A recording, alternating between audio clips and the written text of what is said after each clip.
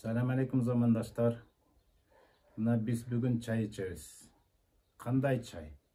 Mına үй şartındağı, men tapçanımda oturam, agrotum görünüp turat. Үй şartındağı çay. Çay болгондо da жөнөкөй çay эмес. Мына күз келатат.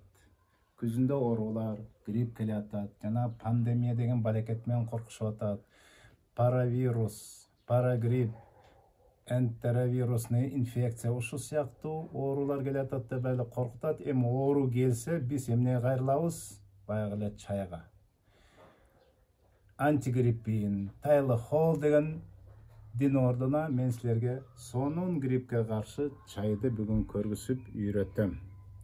Мен силерге көргүзмөк түгүл, айтып бермек түгүл, көргүзүп үйрөтөм. Кантип ушу үй шартында биз ошол тайлохолдун ордуна, антигриппин ордуна ошолорго оорулардын баарына каршы чай, эң сонун чай. Мынакей бул жерде турган ассортимент биздин как раз витаминдер. Мынакей биз мындай идишке bir чоң кашык деген мына чоң кашык менен алдык. Мынакей биринчи кошуп атам шиповник. Бул ит мурун. Ит мурун кандай витамин С'ларга бай. Витамин С иммунитетти көтөрөт.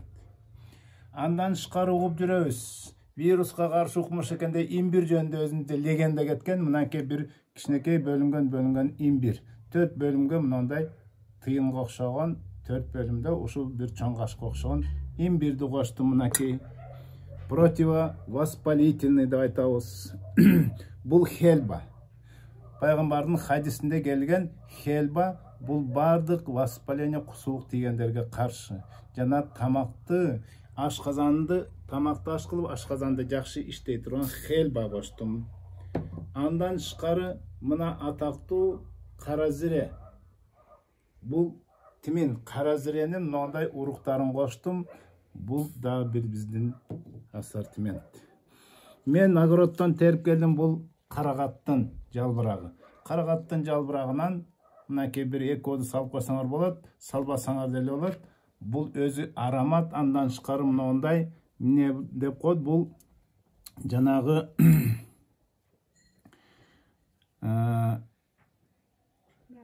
мята деп коет, кыргызча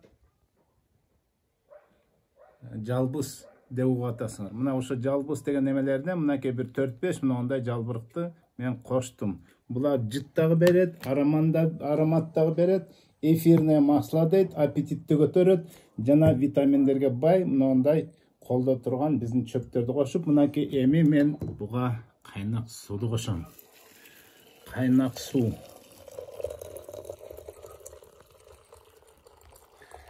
Биздин идишибизде мынакей 1 литрлик биздин чайнек.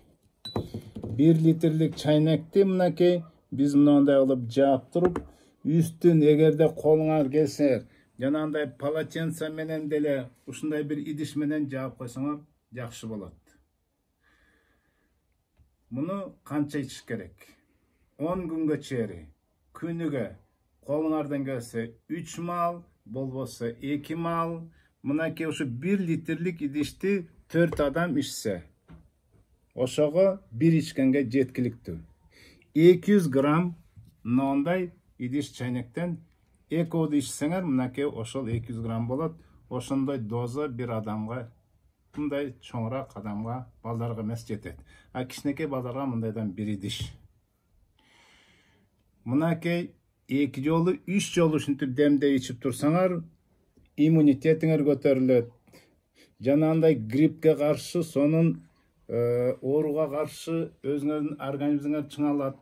Эгер ооруп калсаңар, силерге антигриппин, жанагында суук тийген, сасык тумоого окшогон доорулардан силерге эң жакшы берген чайды көрүстүм мен. Мынакей өзүмүн кол алдымда турган огороддон чогулткан жана сатып келген кол алдымда турган үй шартындагы нерселер.